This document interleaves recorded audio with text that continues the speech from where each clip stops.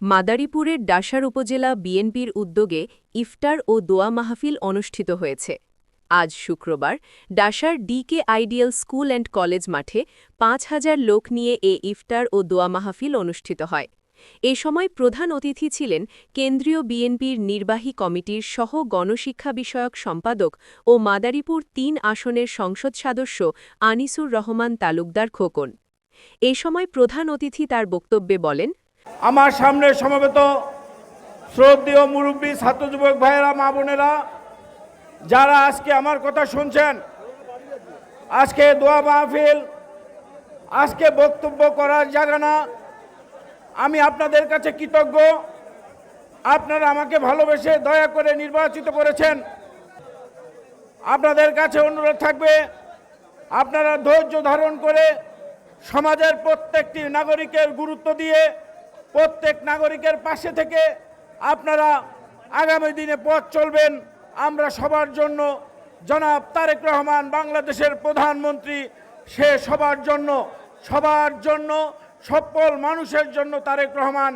আপনাদেরকে আশ্বস্ত করতে চাই, আমি আপনাদের প্রতিনিধি হিসাবে, আমাকে খুঁজতে হবে না, আমার কাছে আপনাদের আসতে হবে না।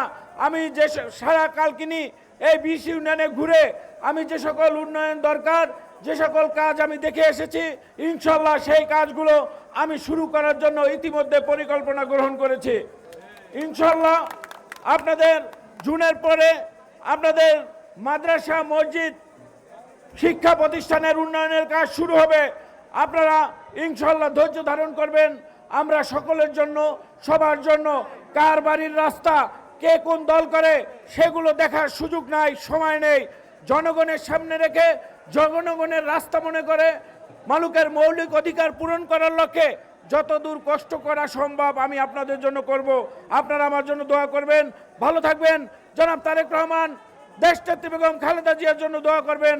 আল্লাহ তাআলা খালেদা জিয়াকে যেন জান্নাতবাসী করে, আর প্রধানমন্ত্রী জনাব তারেক রহমানকে দেশ পরিচালনা যেন সুন্দরভাবে করে মানুষের মন জয় করতে পারে, সেজন্য দোয়া করবেন।